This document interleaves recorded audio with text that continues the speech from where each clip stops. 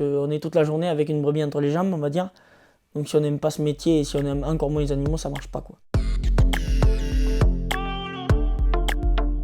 Notre métier, c'est de tondre des moutons, donc en gros de déshabiller une brebis, d'enlever la laine une fois par an. On est à notre compte et on se déplace de ferme en ferme durant 7 mois de l'année. Sur des chantiers, on a des attrapeurs. Les attrapeurs, ils sont munis d'un crochet comme ça. C'est pour attraper les brebis par la patte arrière. Ça fait pas mal à la brebis, ils l'assoient et en fait ils nous la tirent sur le plancher. Et nous après on a juste à tondre. Voilà, il n'y a pas d'attrapeur aujourd'hui, c'est moi qui vais le faire. Donc on va les attraper délicatement, mais ça leur fait pas mal.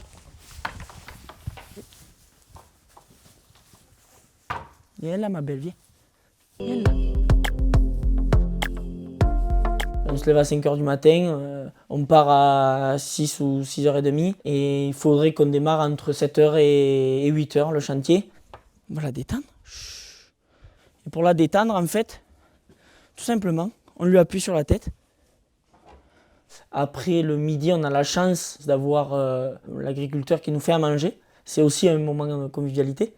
Et après l'après-midi, soit on n'a pas fini le troupeau le matin et on poursuit, soit on change d'exploitation, si on a fini le matin et on se déplace, on essaye de caler les chantiers à proximité. En équipement physique, on a une paire de chaussons, des chaussons qui n'ont pas de semelle.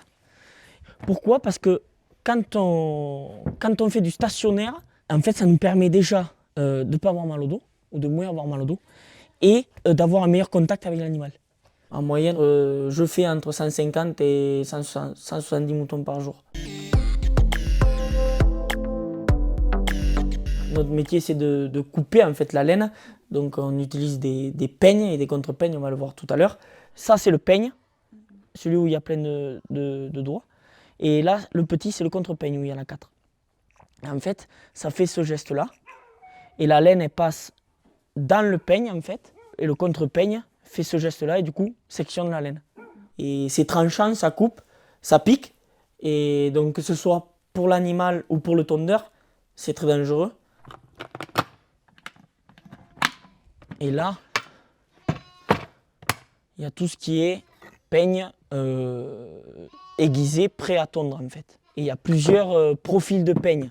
Et des fois, ça nous arrive en fait de nous piquer ou même de nous couper quoi, avec la machine.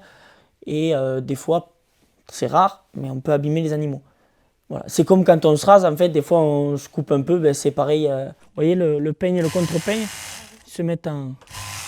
Appuie la poignée comme ça.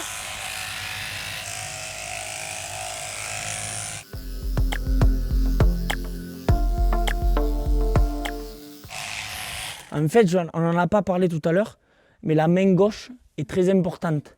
Elle a toujours de l'avance sur la poignée. Pourquoi? Parce qu'en fait, il ne faut pas qu'il y ait des plis de peau comme ça. Donc du coup, l'utilité de la main gauche, c'est de toujours tendre la peau. Comme quand on se rase, en fait, il faut toujours tendre la peau, qu'il n'y ait pas de plis de peau. Là, vous voyez, je la tiens qu'avec mes jambes, en fait.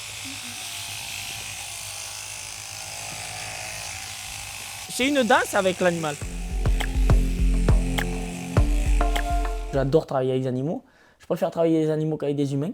Travailler avec les animaux, c'est entre guillemets compliqué. Ils ne parlent pas, mais quand ils ne sont pas bien, mais ils bougent. Il faut savoir gérer aussi ce contact, quoi.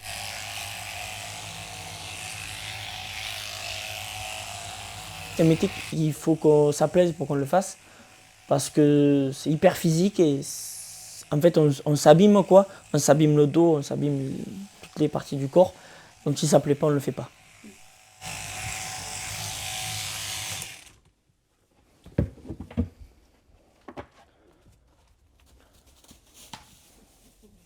Et voilà. En fait la laine elle est pas... C'est propre quoi. Et c'est vachement gras. C'est pour ça qu'on arrive à passer en fait. Si c'était sec, on ne pourrait pas passer. Et c'est pour ça qu'il faut la laver en fait. Il y a la partie sur 2 cm où c'est propre et la partie un peu extérieure qui est plus sale. D'habitude c'est un ramasseur de laine qui le font, mais on la prend, on la met dans le sac pour pouvoir la valoriser ensuite. Et une fois qu'on a fait ça, on clique sur le compteur et après en fin de journée, c'est ce compteur qui nous assure notre revenu.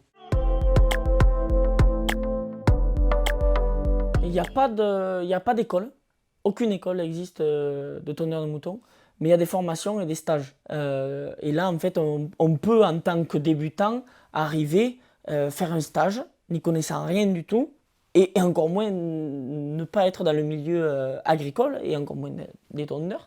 Ce qui est important dans les stages, c'est qu'on voit du monde. Et ce monde-là nous ouvre plein de portes, en fait.